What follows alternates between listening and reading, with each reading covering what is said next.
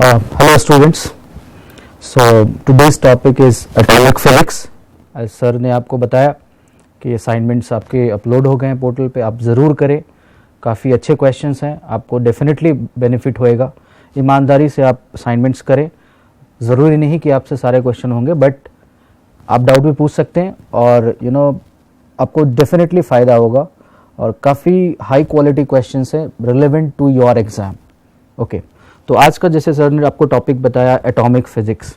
ठीक, बहुत ही छोटा सा टॉपिक है, बट इस बात की गारंटी होती है कि एक क्वेश्चन जेईई मेन, एक या दो क्वेश्चन नीट, एडवांस्ड में भी एक क्वेश्चंस आते हैं.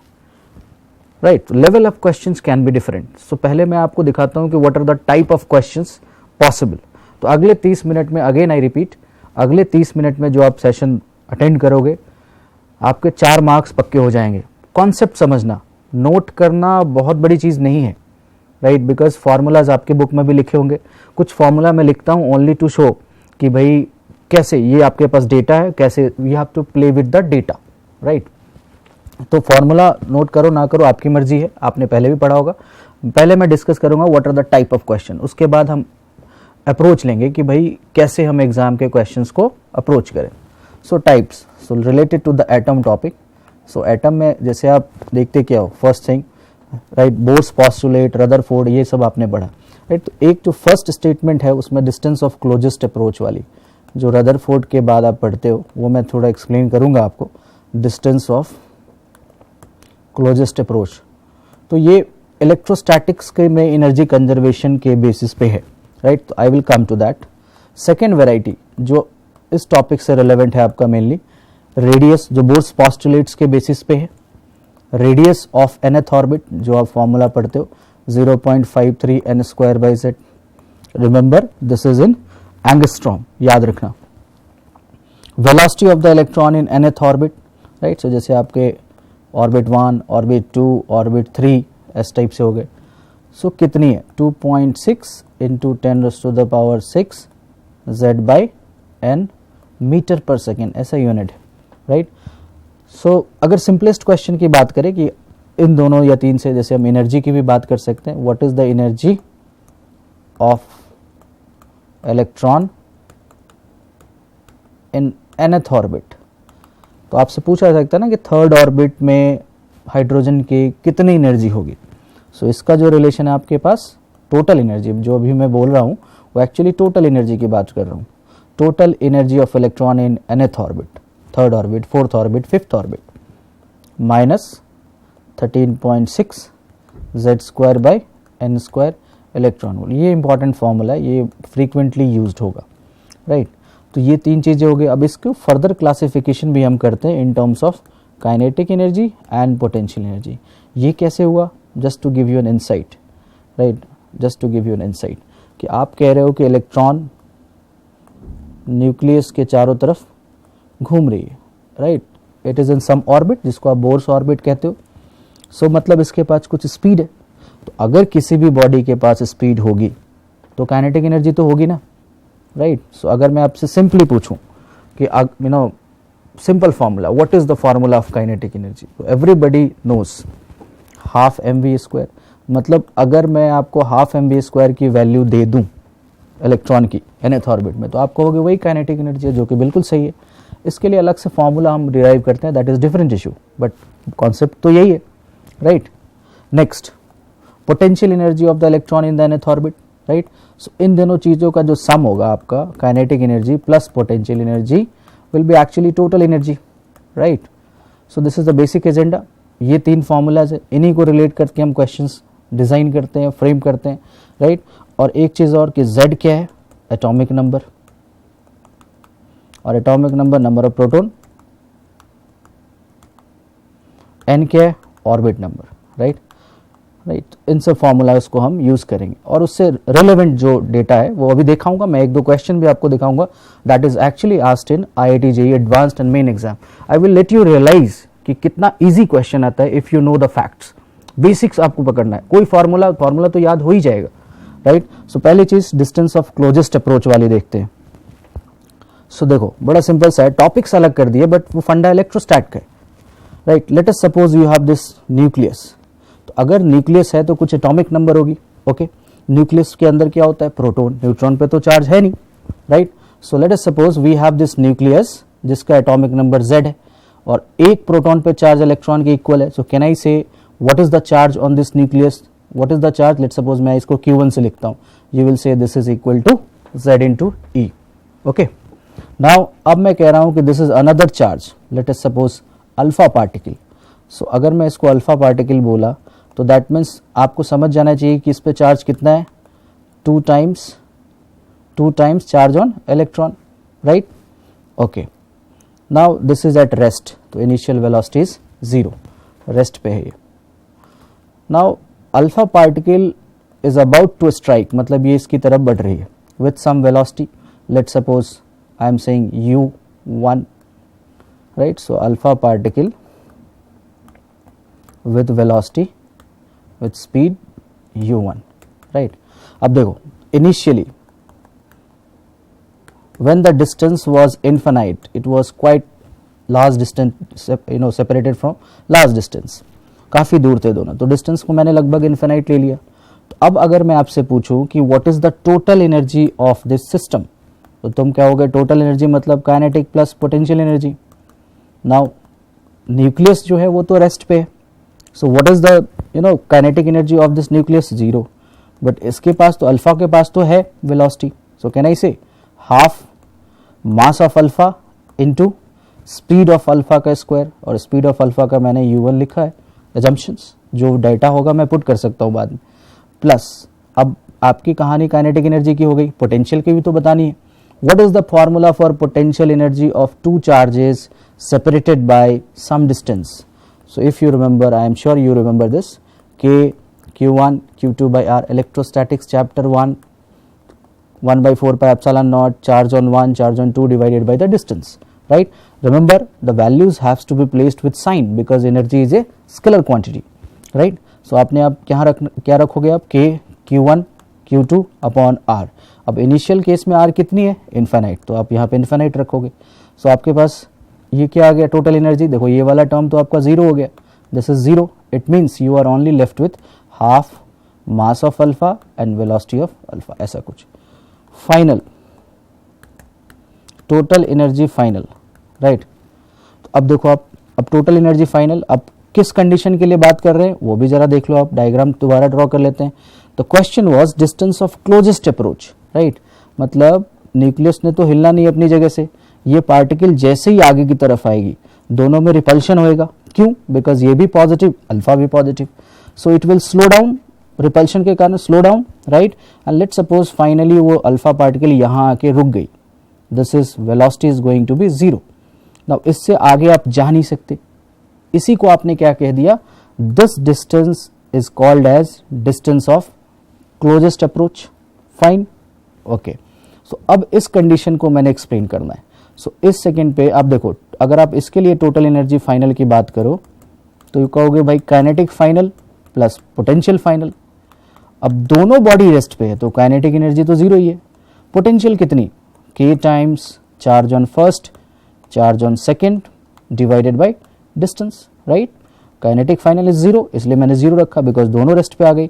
और इस डिस्टेंस से आगे आप जा नहीं रहे हो. क्यों? क्योंकि आपकी वेलोसिटी 0 हो गई. अगर आपके पास थोड़ी सी भी वेलोसिटी बची होती, मतलब अल्फा के पास, तो आगे जाती, बट है ही नहीं. So that's why we say that this is the distance of closest approach. Okay, तो आपने कहा कि टोटल एनर्जी आपने फाइनल भी निकाल रखा है, इनिशियल भी निकाल रखा है.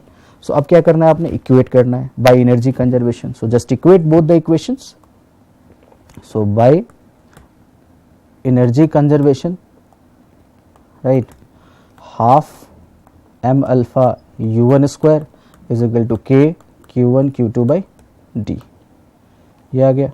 इससे आप d निकाल लो. This is your answer for the distance of closest approach. Now same method आपने यूज किया है टू डिराइव. आपने जो एटम वाला चैप्टर स्कूल में भी किया होगा, एनसीईआरटी में भी देखा होगा, अपने बुक्स में भी देखे होंगे, उसमें सेम मेथड किया है, बट आपने उस समय ध्यान नहीं दिया होगा कि this can be a generalized one. Electrostatics में ऐसे आपको क्वेश्चन मिलेंगे.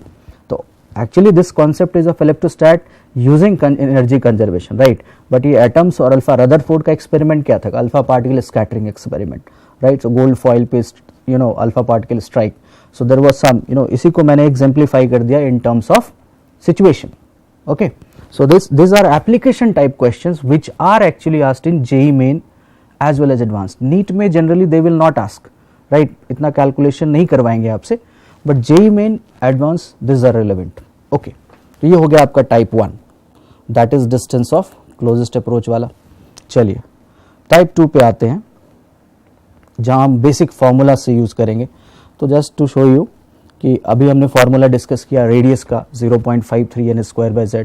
So first orbit of hydrogen, अगर मैं कहूँ फर्स्ट ऑर्बिट ऑफ हाइड्रोजन, ये बहुत ही छोटी चीज़ है, सबको पता होता है.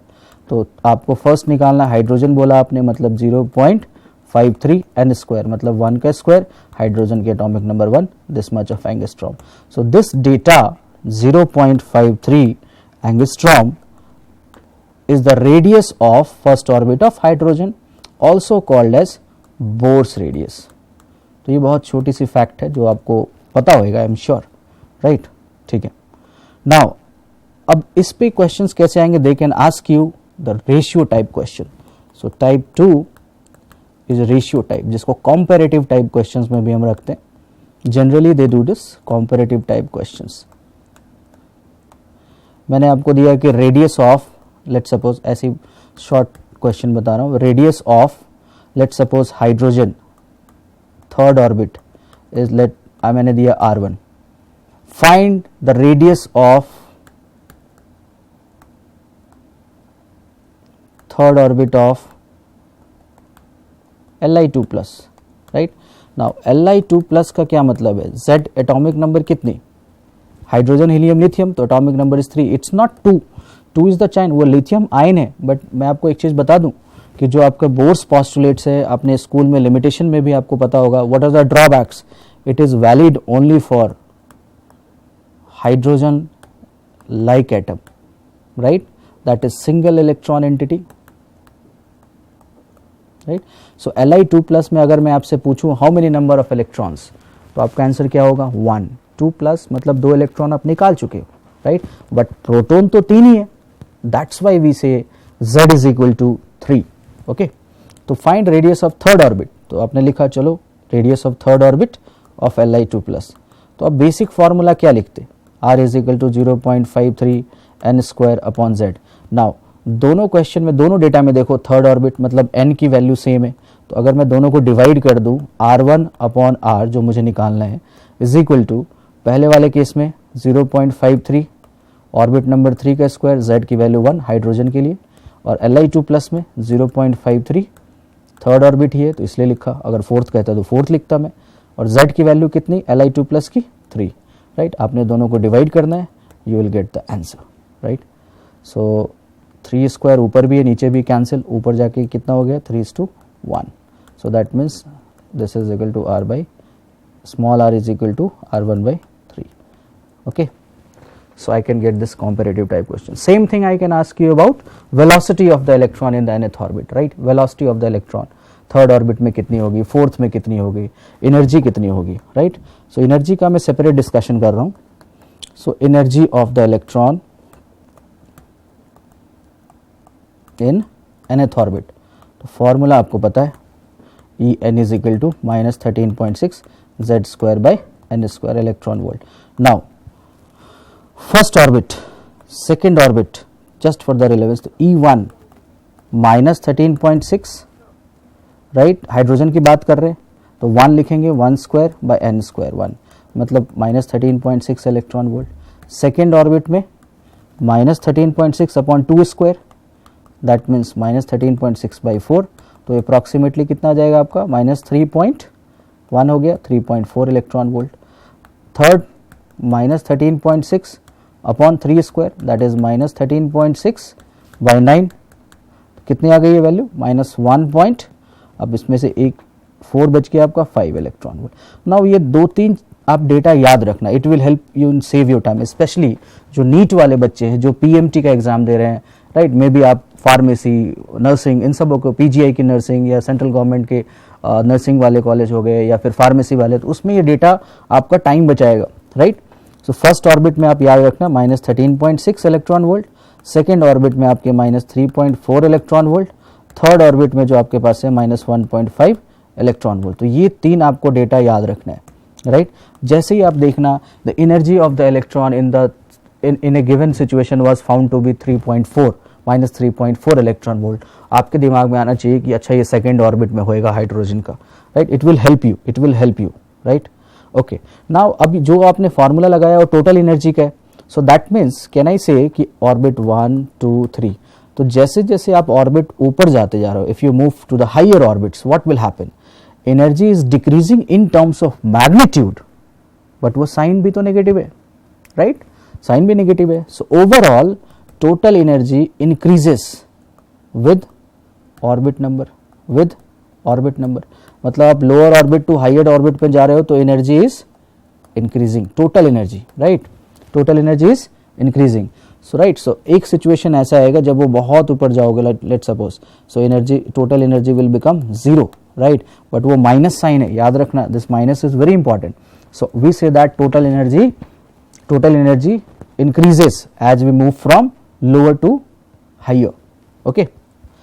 अगर मैं आपसे पूछ लूं what is the energy exchanged, कितना एनर्जी चेंज हुआ अगर थर्ड टू सेकेंड में जंप हुआ, लेट सपोज, या सेकेंड टू थर्ड में गया हो, so delta E energy change second to third, तो आप दोनों को सब्ट्रैक्ट कर दो, you will get the answer, right, -3.4 -1.5 electron volt, जो भी आएगा वो आपका आंसर होगा।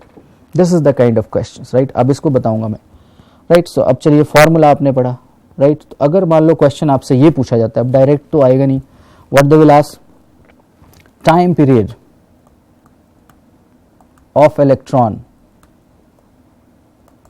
इन nth orbit.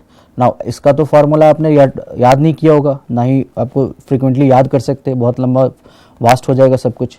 So what is this time period, तो इलेक्ट्रॉन अगर किसी ऑर्बिट में है, टाइम पीरियड होता क्या है, व्हाट इज टाइम पीरियड, आपने एक पूरा सर्कल कवर किया, जो भी टाइम लगा वो आपका टाइम पीरियड है, हर जगह वैलिड है ये डेफिनेशन, चाहे आप सर्कुलर मोशन में हो, पार्क पे आप सर्कुलर पार्क में घूम रहे हो, जो भी है, आपने एक असाइनमेंट करने में कितना टाइम लगाया, that is your time period.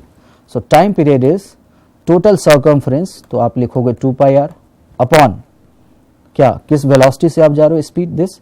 सो आप देखो आपने r की वैल्यू क्या ली थी, 0.53 n²/z, और वेलोसिटी क्या ली थी, 2.6 इंटू 10⁶ z/n। नाउ ये मैं फॉर्मूला लिख रहा हूं, कुछ भी नहीं लिखा है मैंने, radius of the nth orbit, velocity of the nth orbit, right. Now आप वैसे याद भी रखना कि radius is proportional to n² and velocity is proportional to z/n, वो फॉर्मूला से ही याद हो जाएगा आपको, राइट। जो भी कांस्टेंट है उसको जरा भूल जाते हैं, तो मैंने लगाया प्रोपोर्शनल, तो ये सारी चीज आपकी कांस्टेंट है इसमें, तो बचा क्या, n² divided by z/n, right. तो अगर आप इसको कैलकुलेट करोगे, it is proportional to n³ upon z²। Options क्या था आपके पास, this was the question asked in exam, and what were the option, time period is proportional to n³, yes correct, time period inversely proportional to z², yes that is also correct. Now this are the question which can be deduced, ये frame out हुए, right, ये frame out हुए। एक और question बताता हूं, बड़ा simple सा क्वेश्चन है, आप देखोगे कैसे आप फ्रेम आउट कर सकते हो। Angular momentum of electron in nth orbit, angular momentum, तो एंगुलर मोमेंटम सुनते ही आपने बोर्स पॉस्टुलेट में भी पढ़ा, mvr आपको याद आया होगा। So mvr is equal to nh/2π, this was one of the Bohr's postulate कि only those orbits are possible whose angular momentum is integral multiple of h/2π where n is integer, n क्या है, integer, integer मतलब 1 2 3 ये सब, okay. तो अब मैं पूछ रहा हूं कि एंगुलर मोमेंटम, तो इस टर्म को आप कहते हो एंगुलर मोमेंटम, तो that is actually equal to nh/2π, right.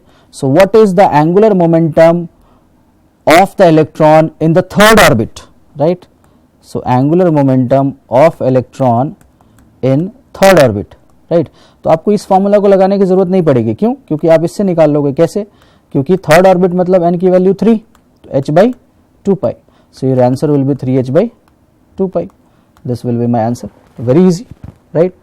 तो अगर मैं आपसे पूछता, नाउ ये बता रहा हूं नीट का question, what is the angular momentum of the electron in second orbit, तो आप n की जगह 2 रखोगे, सेकेंड ऑर्बिट में कितना, 2 into h/2π, right, so it will be h/π, so option was h/π, okay। So you have to look down the options carefully, because आप एक option आपके पास लिखा होगा 2h/π, तो यू विल बी टेम्प्टेड कि 2 है सेकेंड ऑर्बिट, तो वो गलत है, बिकॉज 2 और 2 तो कैंसिल हो गया ना, ये आपको ध्यान रखना है. Okay, let's come to some question, the real exam questions which had been asked. Alright, पहले मैं एक आपको बहुत ही सिंपल क्वेश्चन से ले जाता हूं. Alright, this is one of the good questions which has been asked in competitive exam. Very good question actually, right? So अब जरा समझने की कोशिश करना. An electron in the Bohr orbit of hydrogen, मतलब Z की वैल्यू 1, ठीक, passes from n is equal to 2 to n is equal to 1, मतलब second to 1 की बात कर रहे हो आप. The kinetic energy and potential energy changes as, right?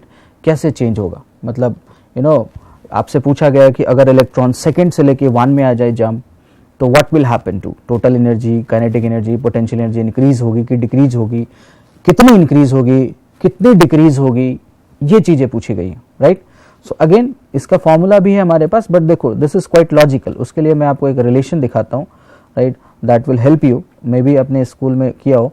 तो can you see this relation, this one, right, ये आपको हेल्प करेगा. You should remember this. ये फ्रीक्वेंटली आस्क्ड चीजें हैं जेई की और नीट में, मतलब आपको एग्जैक्टली कैलकुलेट नहीं करना पड़ता, आपको क्या है कि ये रिलेशन याद करना पड़ता है.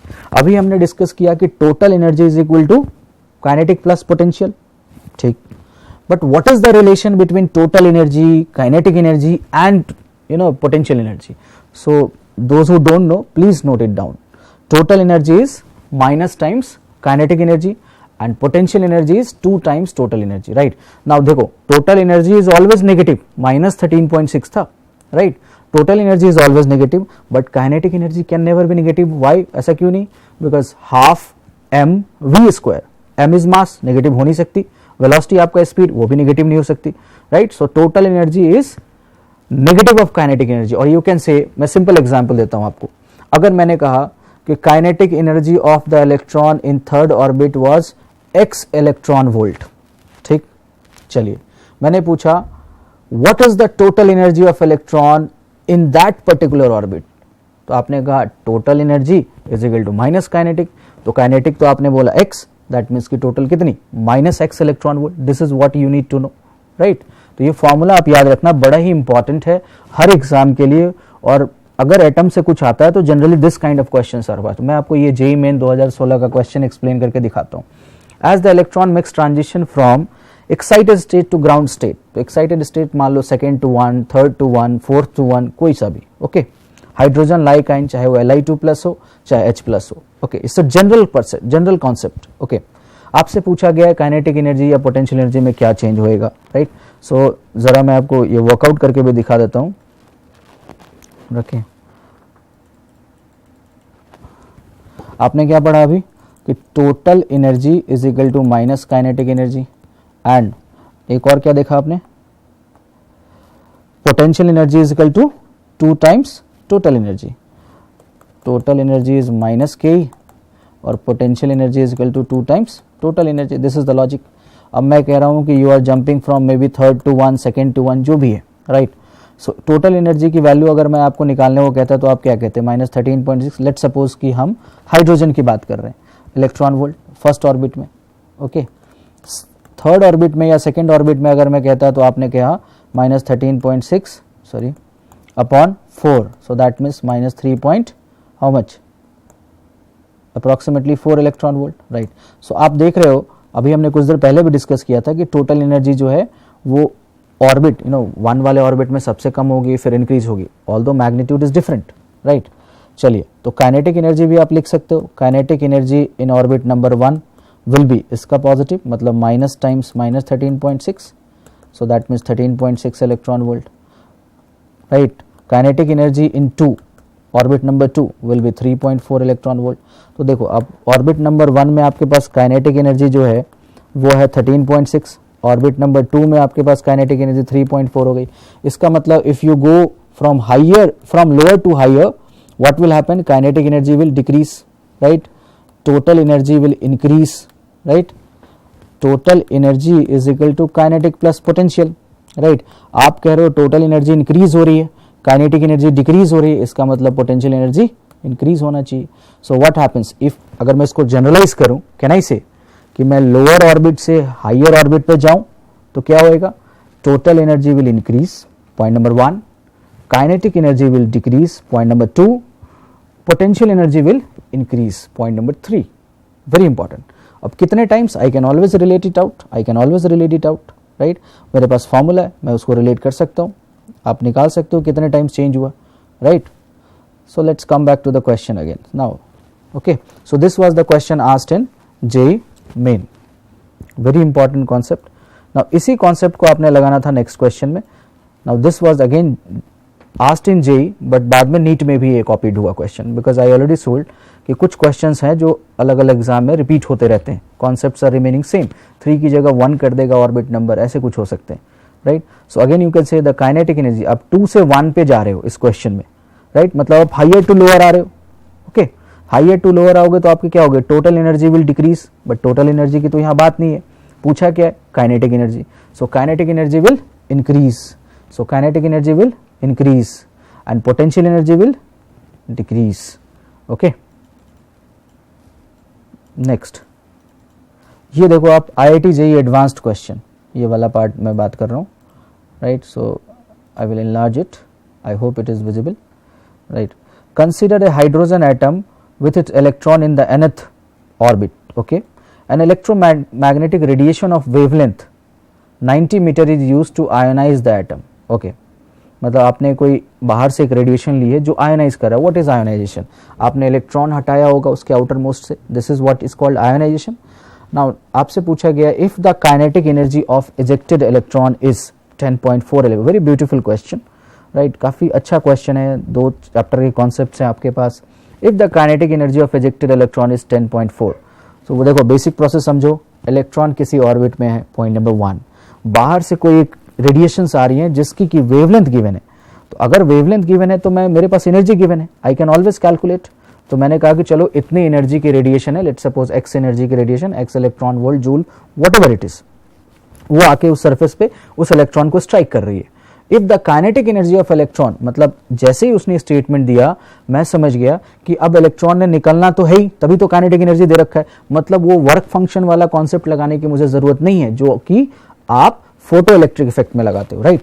सो you can see the total energy of incident was hc/19 nanometre, hc/लैम्डा टोटल एनर्जी. अब ये 1242 कहां से आया, बिकॉज उसने hc की वैल्यू आपके पास डायरेक्ट दे रखी है कि take it as 121242 electron volt nanometre.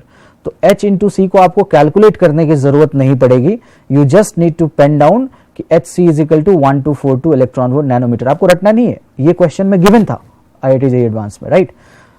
Okay, सो hc/लैम्डा से आपने निकाला कि what is the total energy of the incident photon, और वो एनर्जी किस में यूज हुई, एक तो आयनाइज कराने में, राइट, एंड आयनाइज कराना, और दूसरा कि इलेक्ट्रॉन जो निकला उसकी एनर्जी. तो आपने 2 पार्ट में डिस्ट्रीब्यूट किया, this is again using conservation of energy principle, right. So आपने इक्वेट कर दिया, you got n is equal to 2, right. Now देखो बड़ा अच्छा सा question, this is JEE advance 2016, electron in the excited state of Li2+. जैसे ही उसने Li2+ बोला मेरे दिमाग में z इज इक्वल टू 3 आ गया, बट अभी देखते हैं. Angular momentum 3h/2π. नाउ जैसे ही मैंने देखा 3h/2π, मैं समझ गया कि n की वैल्यू यहाँ कितनी है, 3, orbit number 3. The de Broglie wavelength of the electron in this state is this. Now उसने कुछ आपको डेटा दिया है कि de Broglie wavelength ऐसा कुछ है, p pi a naught. आपसे पूछा गया p की वैल्यू क्या है, राइट. तो तुमने क्या किया, पेन डाउन किया क्या डेटा कि भाई mvr is equal to nh/2π होता है, और यहाँ पे 3h/2π गिवन है. इसका मतलब कि n की वैल्यू 3 है. चलिए पूछा क्या आपसे, डी ब्रॉगली वेवलेंथ, उसने बात की यहाँ पे डी ब्रॉगली वेवलेंथ की. So de Broglie wavelength means आप ये वर्ड देखते ही समझ गए, lambda is equal to h/mv, right. Okay, so आपने लिखा h/mv.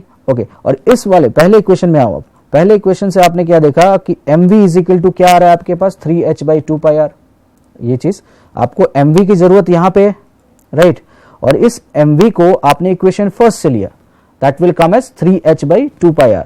आप उस वैल्यू को यहाँ पुट करो, यू विल गेट 2π a0. और क्वेश्चन क्या कह रखा था कि given it is p pi a0. So compare कर दो आप 2π a0 को p pi a0 से. What is the answer, 2. Very beautiful question. देखो कैसे 2 चैप्टर के कॉन्सेप्ट मर्ज किए गए.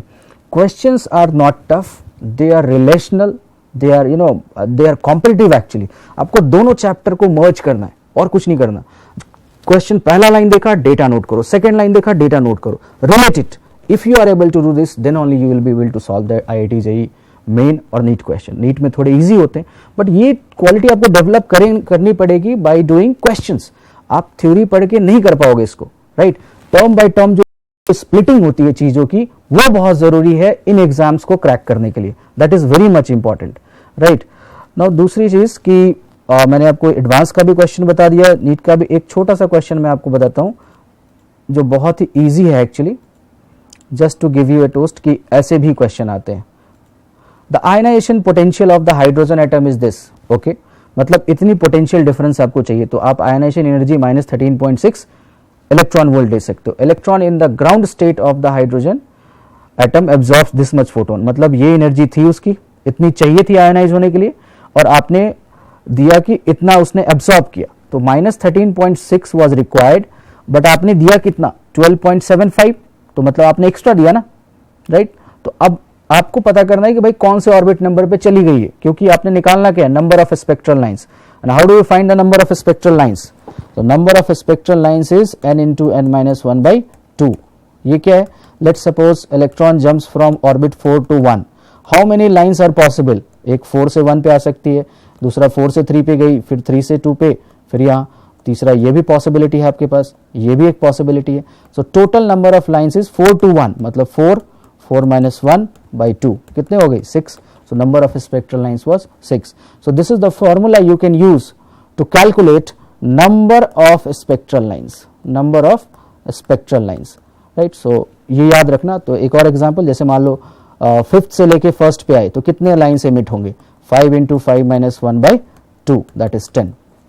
याद रखना, दिस इज इंपॉर्टेंट, ओके, क्योंकि जेई में आया हुआ। Now this was all about the basic formulas. खासकर मैं बता रहा हूँ, अगेन आई एम रिपीटिंग, जो एनर्जी रिलेशन है that is more important, right. Energy relation is very important. तो अगर आप चैप्टर को रिकैप करो, मैं आपको एक ब्रीफ लेआउट बताता हूँ, हाउ टू अप्रोच। आपने चैप्टर पढ़ा, थ्योरी को आप फिल्टर आउट करो, right. Pen down the formulas, formulas से भी डायरेक्ट नहीं आएंगे, बट आप पेन डाउन करोगे, उससे क्या होगा, एक मैपिंग आपके दिमाग में होगी। ओके, सो ये चैप्टर क्वेश्चन इसका है, तो इस फॉर्मूला में से कोई एक लगना है। जैसे ही न्यूमेरिकल पढ़ो, आप डेटा नोट करो कि क्या गिवन है। ओके, डी ब्रॉगली गिवन है, दिमाग में आ गया lambda is equal to h/mv, right. Maybe angular momentum पूछा या दिया है mvr, that is nh/2π। This is how we relate, okay. Now उसके बाद आप जोड़ो कि इक्वेशंस कैसे बन रहे हैं। Maybe question can be relational, right, comparative type, right, this is important. और उसके बाद आप इक्वेट कर दो। पेन डाउन करोगे तभी होगा। अगर आप ये सोचोगे कि क्वेश्चन पूरा पढ़ता हूं फिर का एक फॉर्मूला लगाऊंगा, which will be very difficult actually, right, वो वहीं पे स्टक आउट हो जाते हैं। लाइन बाय लाइन आप लिखते जाओ, अच्छा क्वेश्चन पढ़ा, दिमाग में इमेज बनना चाहिए। That's why we always say कि प्लानिंग इज वेरी इंपॉर्टेंट। एक चैप्टर में, एक पेज में आप पूरा इसका फॉर्मूला लेआउट लिखो, टाइप ऑफ क्वेश्चन, और 10 question, I am repeating, her chapter के ना आपको 10 मास्टर क्वेश्चन रखने हैं, राइट। मास्टर क्वेश्चन मतलब जिससे आपको कम से कम 2 कॉन्सेप्ट सीखने को मिला। तो असाइनमेंट्स जो मैंने दिए आपको, उसमें ज्यादातर इसी क्वालिटी के क्वेश्चन है। आपको हर क्वेश्चन में दिमाग लगाना पड़ेगा। You will not find it easy, right, but you will learn a lot of things which is very important, right. आपको मैं प्रॉमिस यही कर सकता हूं कि अगर आप असाइनमेंट ईमानदारी से करोगे, if you are able to do 50 to 60% also, because हो सकता है आपको बोर्ड की तैयारी करनी हो, टाइम थोड़ा कम मिले अभी, राइट, लेकिन एग्जाम के बाद भी आपके पास टाइम है, आप उसको वर्कआउट करो। 50-60% यहां किया तो आपके 50 नंबर जेई फिजिक्स में, राइट, विल बी डेफिनेटली बहुत आसानी से आएंगे, which is a good score, because chemistry में 50-60-70 ले आते हैं बच्चे, राइट, बायो में भी आराम से ले आते हैं। So 115 JEE is a quite coveted score, you will get into the list, right. So thank you for the day.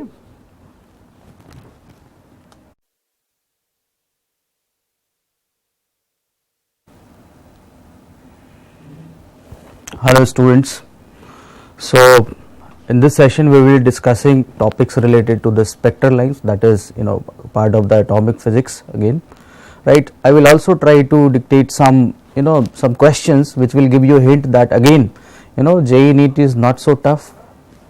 Only thing is that you need to identify the questions, right. मैंने 1-2 topics दूसरे भी उठाए हैं, जैसे communication आपने board के लिए prepare किया होगा, लॉजिक गेट्स भी आपने बोर्ड के लिए प्रिपेयर किया होगा, राइट। सो उन क्वेश्चन जो भी रिसेंट क्वेश्चन है जेई के 2016-17 या नीट में जो आए हो, मैंने एक दो एग्जाम्पल्स पिकअप किए हैं which will give you an idea that cracking this national exam is not so tough actually. Only important thing is that you need to plan selectivity and accuracy, right? तो इसलिए मैंने कुछ topics दूसरे भी लिए, right? पहले हम discuss करेंगे स्पेक्ट्रल लाइंस के बारे में, राइट? ओके, सो आपने स्कूल में पढ़ा भी होगा और ये काफ़ी इजी भी है, इट्स वेरी इजी, एक दो फॉर्मूलाज हैं और अगर आप 3-4 क्वालिटी क्वेश्चन कर लो तो आपका चैप्टर भी प्रिपेयर हो जाता है, राइट? सो पहले मैं कुछ फॉर्मूलाज आपको दिखा देता हूँ, राइट? आपको आता भी होगा, I am very sure, right? So इसमें जैसे कि हमने डिस्कस किया पहले ही, if you talk about the atom that is nucleus, orbit 1, orbit 2, ये सब हम पहले भी डिस्कस कर चुके हैं, right? So when we talk about orbit 1, radius of the first orbit, second orbit, right? So इसी एजम्पशंस पे हम आगे बढ़ रहे हैं. लेट अस सपोज कि ये थर्ड वाला भी मैंने ले लिया, राइट? नाउ कॉन्सेप्ट क्या है? बोर्स मॉडल में आपने क्या पढ़ा? whenever electron jumps from higher to lower orbit, right? Whenever electron jumps from higher to lower orbit, energy is emitted in the form of emissions, right? जिसको आप spectral lines में लाते हो, spectral lines, right? Same thing, he also said that, or the postulate also says, whenever energy is absorbed by the electron, it will go from lower to higher orbit, excited state, right? So यहाँ पे आपका क्या है? absorption, right? This is emission, right? So इन दो agenda को हम लेके चलेंगे यहाँ पे, right?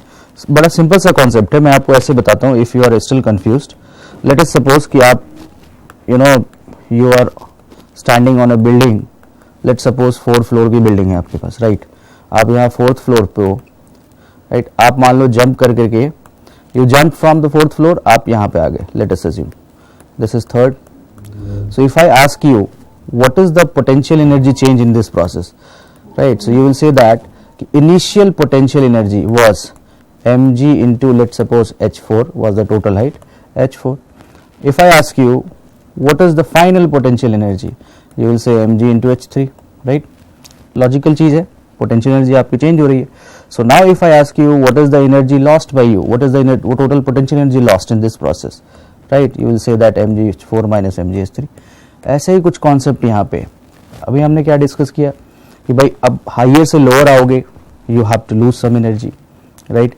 If you want to go from 3rd to 4th, right? यहीं पे अगर आप 3rd से 4th पे जाना चाहोगे, that means you need some extra energy. Same is the concept with the electron. From higher orbit to lower orbit, energy is emitted. From lower to higher, you need to absorb, right? इसी फंडा को हम आगे बढ़ाएंगे. Now, we already discussed what is the energy of the electron in the nth orbit. So, energy of the electron in the nth orbit was, as per the discussion, minus 13.6 z square by n square in terms of electron volt. ये आप याद रखना, modern physics में generally जो भी data होगा will talk in terms of electron volt, where z stands for atomic number or number of protons. Remember this, z is number of proton, it's not number of electron, because ions के case में वो concept आपका गलत हो जाएगा, right? n is orbit number, कौन से orbit की बात कर रहे हो? तो एक सिंपल सा एग्जांपल, वैसे हमने ये पहले भी किया है. ओके, सो अगर मैं आपसे पूछूं, let's suppose the case of one more limitation the Bohr's postulate was कि it is valid only for hydrogen like atom. Hydrogen like, that means single electron वाले. तो जैसे आप हाइड्रोजन की बात करते हो, हीलियम में आप He+ की बात करोगे, Li2+ की बात करोगे, तो इन सब में क्या सिमिलरिटी है? 1 इलेक्ट्रॉन सिस्टम, राइट? इसलिए जनरली जो भी क्वेश्चन आपको मिलेगा वो Li2+, He+ या H लिखा होगा.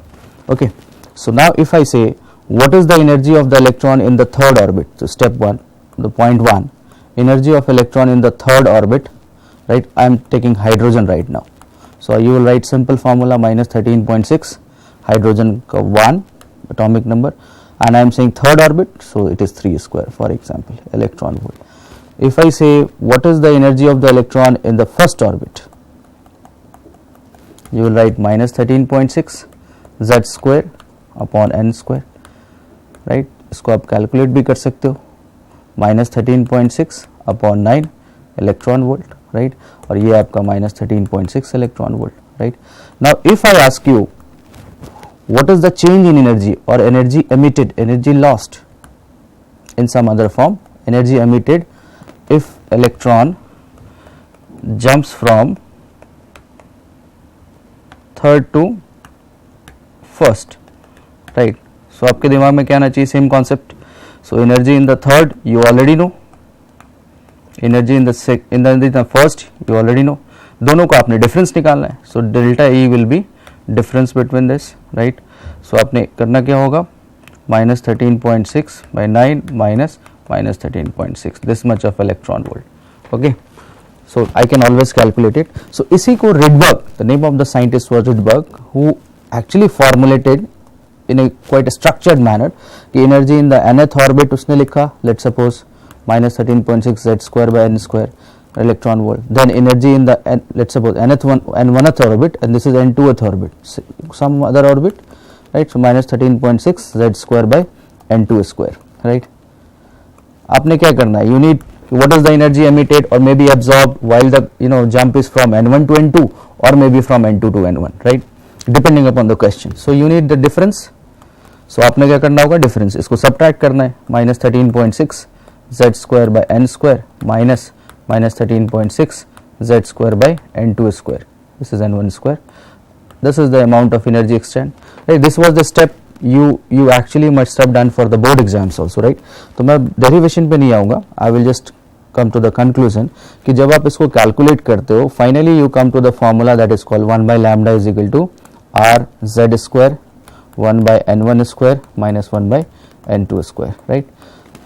ओके सब कुछ आपने वैल्यू प्लेस करना है. देखो आपका जो डेल्टा ई था that was in form of electron volt, तो मुझे उसको जूल में कन्वर्ट करना पड़ेगा boy, because I want lambda in terms of SI unit, right. So अगर लैम्डा को एसआई यूनिट में रखना है तो एनर्जी को भी आपको जूल में लाना पड़ेगा.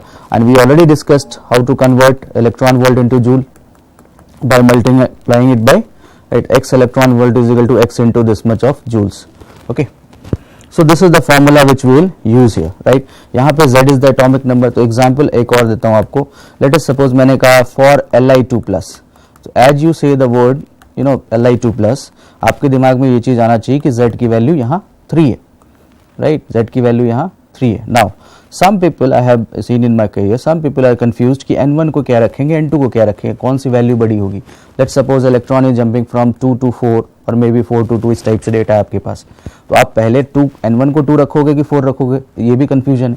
सो there is nothing to cram, right. मैं आपको ऐसे ही इंटरेस्टिंग फैक्ट बताता हूँ. लेट्स सपोज कि आप कहते हो कि आप कंफ्यूज हो गए, यू डोंट नो, राइट. तो you are very sure that lambda has to be positive, right.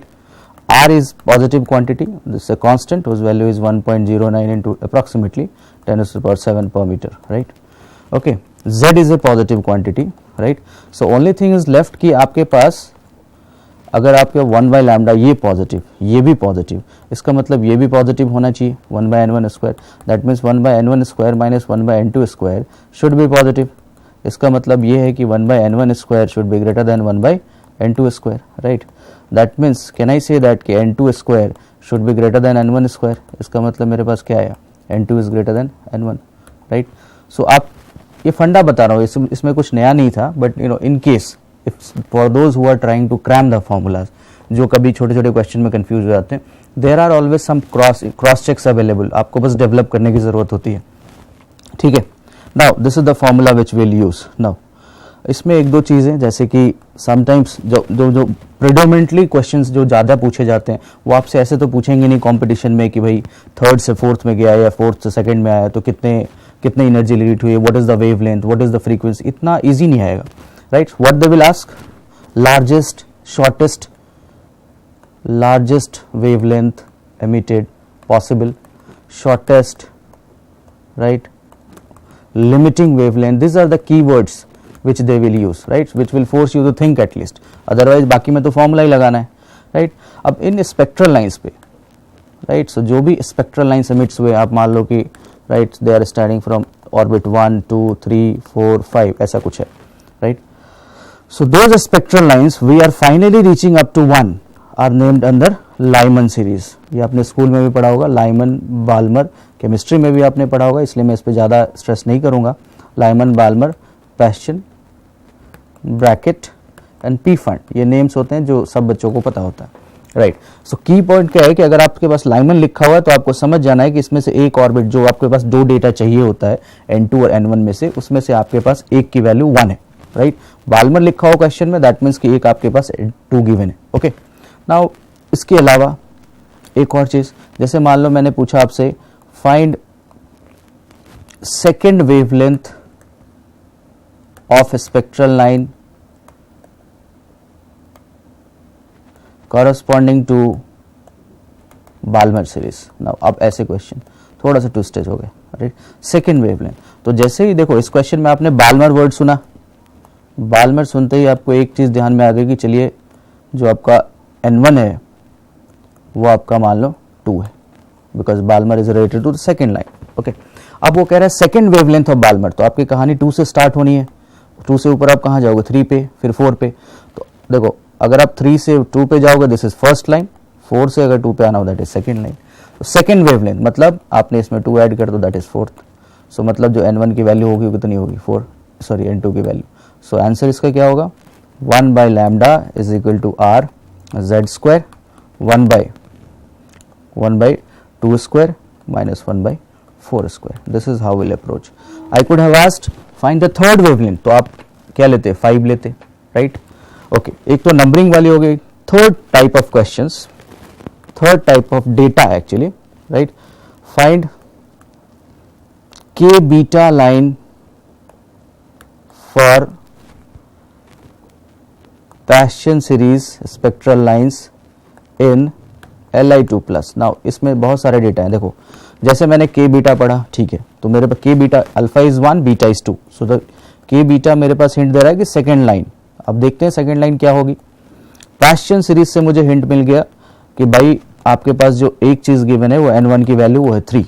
Li2+ से मुझे क्या डेटा मिल गया कि Z की value 3। Now I will aggregate all this data, 1 by lambda is equal to R, Z की value 3 square 1 by 3 square. अब second line आपकी कहानी यहाँ पे थर्ड 3 से शुरू हो रही है, तो इसकी सेकेंड लाइन कब होगी, 5 के पास, तो 1 by 5 का square and I will calculate, will get the value, right. Now अभी तक जो आप निकाल रहे हो 1 by lambda wave number, right. Now they can also ask you कि frequency of the spectral line emitted, so it's very easy. अगर आपके पास लैम्डा पता है you can always find the frequency, कैसे, right, you know lambda into frequency is c, speed of light. तो आप चाहो जैसे आपने 1 by लैम्डा निकाला, राइट, यही फॉर्मूला मैं बता दे रहा हूँ, RZ square 1 by N1 square minus 1 by N2 square, right. So आपने क्या करना है, फ्रीक्वेंसी, तो फ्रीक्वेंसी क्या होगी, C अपॉन लैम्डा। आप क्या करो, multiplying both side by C, तो C upon lambda is equal to RC Z square, will put down this value and इसी को तो हम फ्रीक्वेंसी कह देते हैं। So will directly get the frequency, मतलब आपको आपने 1 by लैम्डा निकाला, फिर आप लैम्डा निकालोगे, फिर आप उसको इन्वर्स करोगे, that will be lengthy one. So आप 1 by लैम्डा निकालो, उसको सीधा आप स्पीड ऑफ लाइट से मल्टीप्लाई कर दो, you will get the value in terms of SI unit. What is the SI unit of frequency, hertz, okay. चलिए, so ये तीसरा टाइप हो गया। एक टाइप और जो एक्चुअली इंपॉर्टेंट है, that question I will show you some questions also, right. देखो आपसे मैंने पूछा find the largest wavelength emitted for Li2+, and इसमें मान लो आपके पास गिवन है बाल्मर सीरीज के लिए, राइट, ऐसा कुछ क्वेश्चन है। So what are the data given, Li2+, मतलब Z is equal to 3, Balmer मतलब एक वैल्यू आपके पास 2 है। अब लार्जेस्ट वाला इशू है कि भाई अब कौन सा ऑर्बिट से जंप हुआ, राइट। सो एक बड़ी अगेन एक स्टोरी टाइप ही समझ लो। लेट्स सपोज कि आपको पता है कि energy is equal to hc by lambda, a brief formula, E is inversely proportional to lambda, that means lambda ज्यादा तो एनर्जी कम, right. This is the data which everybody knows. Now अब देखो आपसे पूछा गया वेवलेंथ लार्जेस्ट होनी चाहिए, दैट मीन्स की एनर्जी मीन्स जो एनर्जी है एक्सचेंज है आपका minimum, right, energy should be minimum, okay. Any doubt about this, no, okay. So now बड़ा इंपॉर्टेंट है, आप देखो मैं आपको फिर से समझाने की कोशिश कर रहा हूँ वो बिल्डिंग वाले एग्जाम्पल से। सो आप मान लो 4th फ्लोर पे हो, फॉर एग्जाम्पल, लेट्स सपोज कि आपको 2nd फ्लोर पे जाना है, फॉर एग्जाम्पल। आपसे ऑप्शन है कि आप 2nd फ्लोर पे 3rd से भी जा सकते हो, 4th से भी, 5th से भी जंप करना चाहते हो।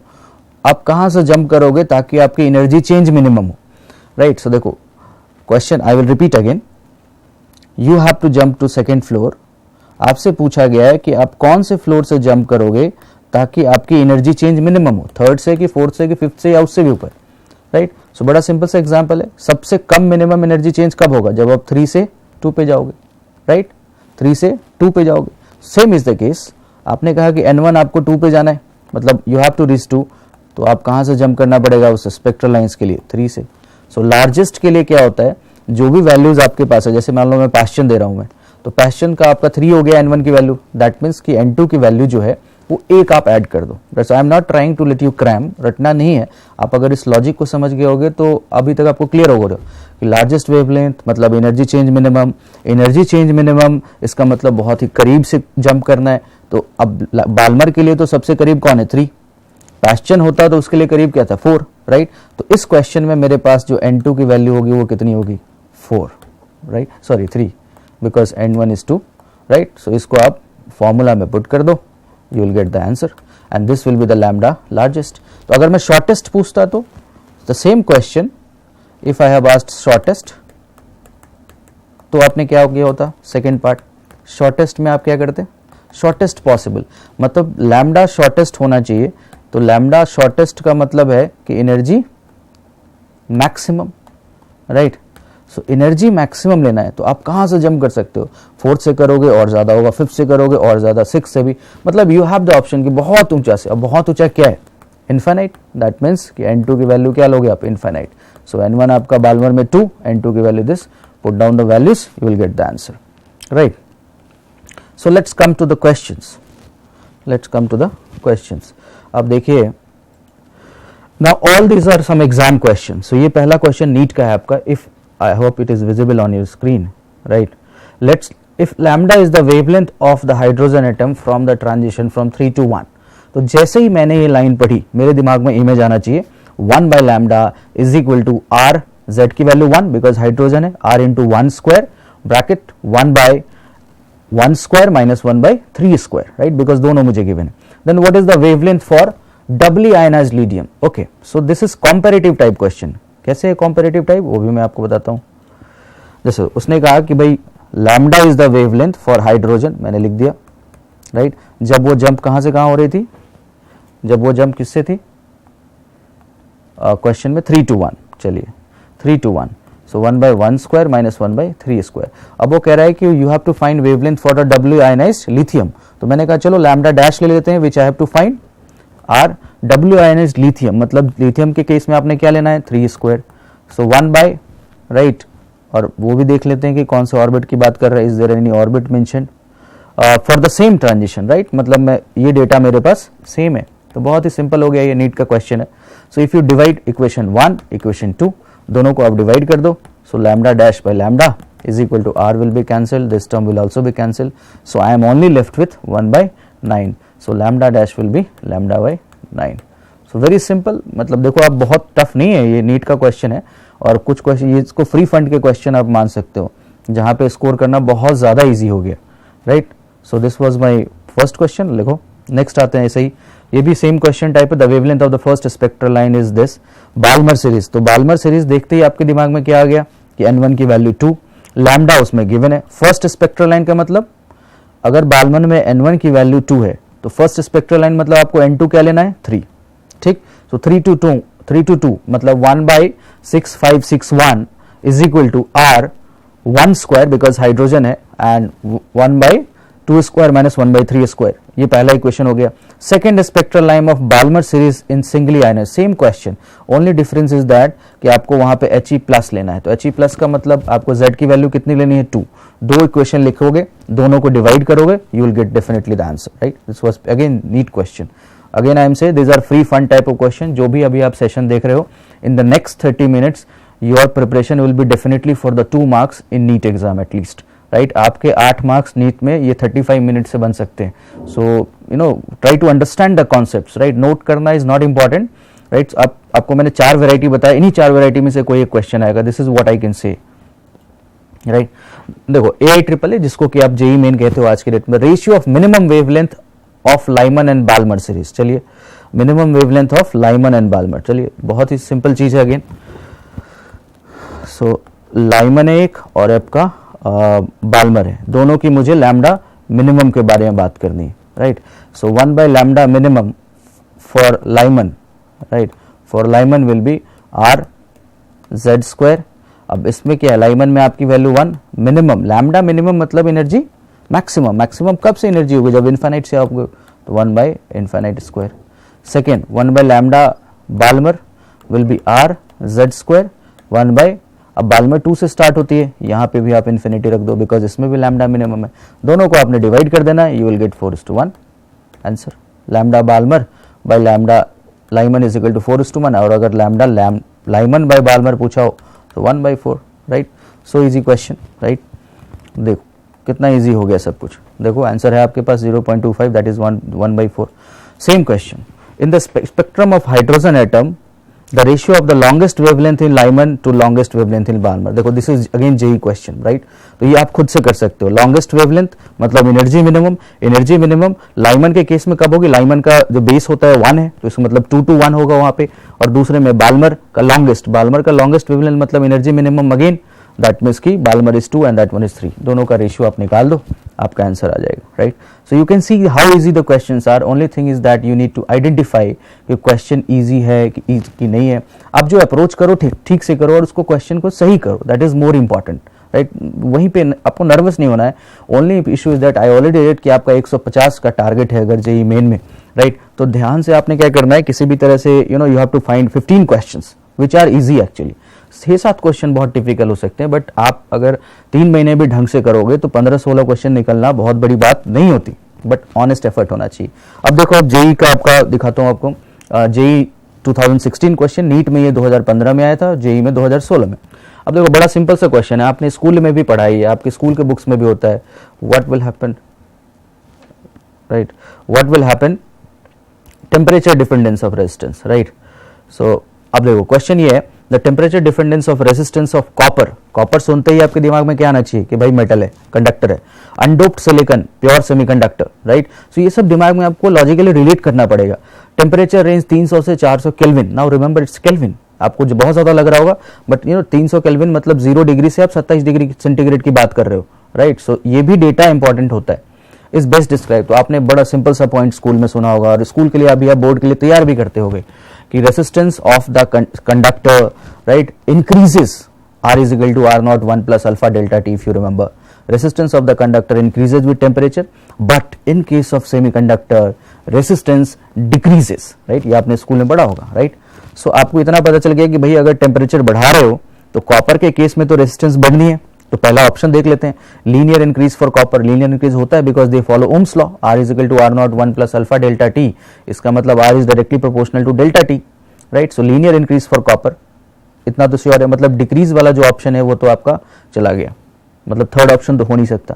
दूसरी चीज, सिलिकॉन वाले केस में भी आपको पता है सेमीकंडक्टर में कि रेजिस्टेंस डिक्रीज करती है, right. On increasing the temperature resistance of the semiconductor decreases, right.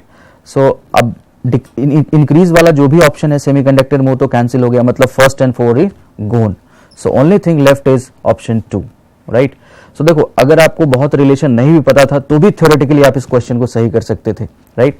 But additional information कि भाई आपको ये पता है कि चलो सिलिकॉन या किसी भी सेमीकंडक्टर में टेम्परेचर बढ़ाने पे रेजिस्टेंस कम हो रही है, इसलिए वो हाई टेम्परेचर पे they behave like conductor, but वो कैसा डिक्रीज है, कैसा इंक्रीज है, मतलब जैसे अब कंडक्टर्स में आपने पढ़ा वो लीनियर है, राइट। सो जैसे बढ़ाओगे बढ़ती रहेगी, बट क्या सेमीकंडक्टर में लीनियर है? No, right, it's not linear, it's exponential. तो आप चाहो तो ये फॉर्मूला नोट कर सकते हो for the time being, that resistivity of the semiconductor changes with temperature as rho is equal to rho naught e raise to the power minus alpha t, right, where alpha is a constant actually, right. तो not important, they will not ask you numerical on this, just to give you an idea, एक additional चीज आपने सीखी इस चीज से, right.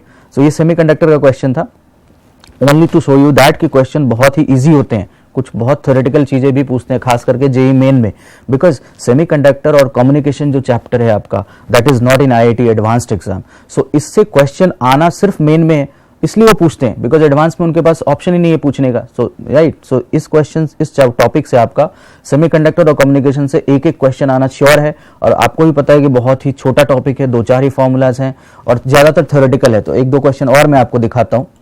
जैसे देखो, इन द एम्पलीट्यूड मॉड्यूलेशन, जैसे ये आपका कम्युनिकेशन चैप्टर का हो गया.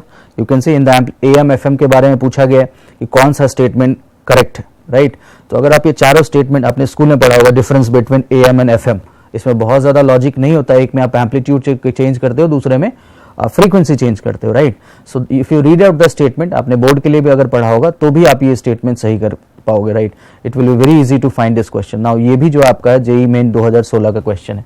राइट, सो आप देखो कि क्वेश्चन आप ही के बुक से आ रहे हैं. Right, only thing is that are you able to identify it. Next एक क्वेश्चन और दिखाता हूं. आपने मॉड्यूलेशन पढ़ा होगा वेव्स में, लास्ट चैप्टर कम्युनिकेशन में, वहां पे आपने फॉर्मूला भी पढ़ा होगा how to do amplitude modulation. Derivation शायद आपने स्कूल के लिए प्रिपेयर भी किया हो. राइट, कि 2 वेव्स होते हैं, मैसेज सिग्नल, कैरियर वेव्स, दोनों को आप मर्ज करा करके जो आप टोटल कंबाइंड मॉड्यूलेटेड सिग्नल जो आप फॉर्म करते हो. Right, so you might have remember the formula. तो क्वेश्चन एक बार देख लेते हैं. Right, so if it is visible to you, yes. So a modulated signal CM, this is. Now ये जो क्वेश्चन है आपको बुक्स में नहीं मिलेंगे, रीजन उसका बताता हूं, या फिर मार्केट में, because this was the JEE main online question. 2000 JEE main online भी होता है, तो ऑनलाइन वाले क्वेश्चन जनरली आपको बुक में नहीं आते बिकॉज मार्केट में वो ऑफलाइन वाले पेपर जल्दी आ जाते हैं. But you can find this on CBSE website. CBSE releases this after the JEE main, थोड़ा टाइम लगता है बट वो रिलीज करते हैं. तो I have picked up this question from JEE main website, जो ऑनलाइन जो 15-16 के आसपास जो 2 ऑनलाइन है उनमें से एक क्वेश्चन है. तो ये काफी अच्छा क्वेश्चन है actually. This will again give you idea कि नहीं, मैं अगर बेसिक्स भी करूंगा तो भी मेरे 4 मार्क्स आ सकते हैं. राइट, सो देखो जरा क्वेश्चन. सो मॉड्यूलेटेड सिग्नल का इक्वेशन आपके पास है 30 sin something omega T, 300 pi T, 10 cos, ये टी के साथ जो होता है ओमेगा, एंगुलर फ्रीक्वेंसी जिसको आप कहते हो, माइनस दिस. राइट, तो अगर आपने इक्वेशन डेरिवेशन याद किया होगा, आपसे पूछा गया है कि कैरियर फ्रीक्वेंसी FC और FW, राइट, मैसेज सिग्नल की फ्रीक्वेंसी और मॉड्यूलेशन इंडेक्स, ये तीनों बताना है. राइट, एक क्वेश्चन में उन्होंने 3 चीज पूछी और तीनों बहुत ही बेसिक्स है. और ये म्यू जो मॉड्यूलेशन इंडेक्स है ये आप में से हर बच्चे को पता होगा because it's like simply it's a ratio. Right, तो आपको मैं बता रहा हूं कि ये आप ही के बुक का क्वेश्चन है बट जेईई मेन का है और रिसेंट 2016 का. राइट, और यू कैन फाइंड इट कि अगर आपने एक एनसीईआरटी का सॉल्व न्यूमेरिकल भी किया होता है इसके बेसिस पे तो आपका वो सॉल्यूशन हो जाएगा. Right, so I will show you just the formulas. Right, so I hope कि जैसे आपने स्कूल में ये डेरिवेशन पढ़ा होगा कि यू हैव 2 वेव्स. राइट, आपने कैरियर वेव लिया, एक मैसेज सिग्नल लिया, दोनों को आपने मिक्स किया, that is giving you final one. तो ऐसा कुछ डेरिवेशन आता है आपके पास if you remember.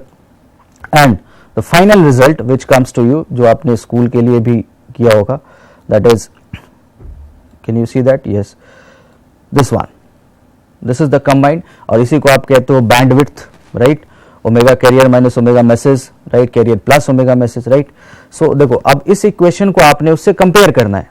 Right, if you compare that you will find that, मैं आपको दोबारा क्वेश्चन पे ले जाता हूं. राइट, देखो अब इसमें आपका इक्वेशन क्या है, cos 200 पाई टी, तो that is omega c minus omega m. तो omega c minus omega m की वैल्यू 200 पाई और ये 400 पाई किसकी है, omega c plus omega m. So आपके पास 2 चीजें हो गई. So omega c minus omega m is 200 pi and omega c plus omega m is equal to 300 pi. ऐसा कुछ गिवन है आपके पास, आपने दोनों को सॉल्व कर देना है. 2 omega c is equal to, I think एक बार डेटा देख लेते हैं क्या था data. So this was 400, sorry. So ये आपका 400 है, तो this 2 omega c is equal to 600 pi. इसका मतलब ओमेगा सी की वैल्यू कितनी हो गई आपके पास, राइट, 300 पाई. तो इसका मतलब ओमेगा एम की वैल्यू कितनी हो गई, 100 पाई. तो आपको ओमेगा सी भी आ गया, ओमेगा सी, और ओमेगा इज आपको may be you remember the formula that omega by 2 pi is 2 pi F. Right, तो आपसे एफ सी पूछा गया, तो एफ सी की वैल्यू कितनी हो जाएगी, omega that is 300 pi divided by 2 pi. So that means 150.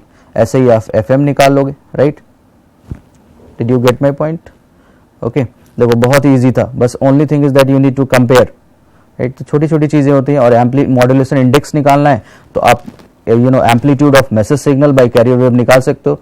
हमने दोनों निकाले. राइट, 150 बाई जो भी आपका आएगा आपने डिवाइड कर देना है, that you will get 1/2 as the answer. Right, so this was the communication topic question, बस एक ही है। अब एक और देखो आप जेई मेन का, this is recent one, JEE Main 2017, you will not believe कितना इजी क्वेश्चन है। Arrange the following EM radiation in the increasing energy, right. So आपको बताना है कि किसकी एनर्जी ज्यादा है किसकी कम है। यू रिमेंबर दैट कि विजिबल रेज या जो भी ईएम वेव्स होते हैं, radio, micro, infra, visible, right, ultra, X rays, gamma rays, right. So this is the order of radiation. बड़ा सिंपल सा क्वेश्चन है, जिसकी फ्रीक्वेंसी ज्यादा उसकी एनर्जी ज्यादा। तो सबसे ज्यादा इसमें से जो भी गिवन है आपके पास, फ्रीक्वेंसी सबसे ज्यादा किसकी है, एक्सरे की, राइट। सबसे कम फ्रीक्वेंसी किसकी है, रेडियो की। Gamma has the highest frequency, right, radio has the least one. If you move from radio to gamma, frequency increases, right, so you can easily arrange। आपको अगर EMF का जो basics होता है ना, कि अपने नाम सुने होंगे तो भी आप अरेंज कर दोगे इसको। you have to pick up these questions which are quite scoring, right। मैं फिर से रिपीट कर रहा हूं कि I am always stressing upon selectivity and accuracy। इस क्वेश्चन के भी 4 मार्क्स है, जो पिछला क्वेश्चन था उसके भी 4 मार्क्स है, और जेई वाला मैंने दिखाया जिसमें कैलकुलेशन था वो भी 4 मार्क्स है। Every question carries the 4 marks. Nobody will care कि आपने कौन सा क्वेश्चन सही किया, एवरीबडी विल केयर आपने कितने क्वेश्चन सही किए, right. So at the end overall marks matter, right. One more question just to give you, I will not solve this. आपने लॉजिक गेट पढ़ा होगा और हर बच्चे का ये स्ट्रांग होता है। मैंने स्कूल में देखा है, काफी बच्चों से मैं इंटरेक्ट करता हूं, एवरीबडी नोज की, उनको इंटरेस्टिंग भी लगता है, ये तो बहुत सिंपल है। This is OR gate, this one is NAND gate. आपसे पूछा गया है कि इन 4 ऑप्शंस में से कौन सा ऑप्शंस वैल्यू डालोगे ताकि आपका यहाँ पे इनपुट 1 आए, आउटपुट 1 आए, right. And I am sure कि किसी बच्चों को मुझे बताने की जरूरत नहीं पड़ेगी और everybody will be easily able to find. Now this is again JEE Main 2017 online question, right. तो ये भी क्वेश्चन आया है, राइट। तो फिर से मैं स्ट्रेस कर रहा हूं कि देखो आपके कम्युनिकेशन, इलेक्ट्रॉनिक डिवाइस या मॉडर्न फिजिक्स जो है ना, इससे कम से कम 6 क्वेश्चन आएंगे, 24 marks which is a big deal. 92 marks पे तो जेई मेन में सिलेक्शन है, राइट। और उसके बाद अगर आप इसमें केमिस्ट्री में ऑलरेडी स्कोर करोगे, इसमें आपको वो चीजें करनी है जो इजी है, स्कोरिंग है। अगर आप इतना करने में सफल होते हो, right, you will be easily into the much coveted list, right. So planning is very important. आप रोटेशनल मान लो आपने नहीं पढ़ा अभी तक, late us suppose assuming that कि आपको 12th की प्रिपरेशन करना, लेट सपोज आप भूल गए हो बाय चांस रोटेशनल मोशन या फिर फ्लूइड मैकेनिक्स, राइट। उस पे अगर आप 5 घंटे लगाओगे और रादर देन अगर आप इस पोर्शन पे अगर आप 5 घंटे लगाओगे, देयर विल बी गारंटी कि आपके 5 क्वेश्चन सही होंगे, राइट। आंसर एलिमिनेट करना भी एक आर्ट है, right. So this I am always showing only to give you an idea. अब देखो ये भी आपका क्वेश्चन है JEE main 2016।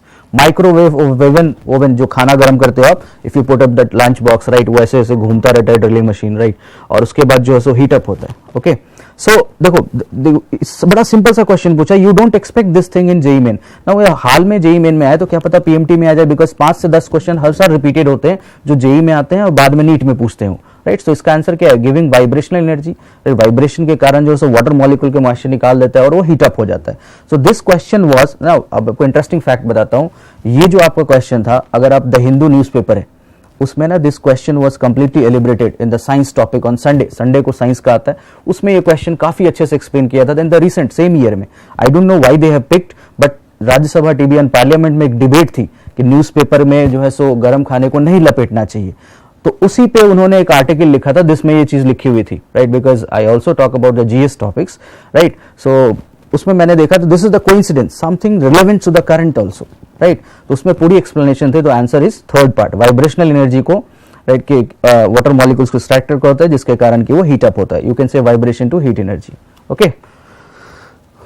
So one more you can see that कि ये भी ट्रूथ टेबल आपका ऑनलाइन वाला है, which is again easy to identify कि और गेट है, right। so nobody will, I think ये सब क्वेश्चन तो सब कोई सही कर लेगा। again one more और गेट। so I hope कि this session has given you a brief insight कि बहुत टफ नहीं होता, अगर आप प्लानिंग से करोगे it will be easy to crack। so thank you for the day।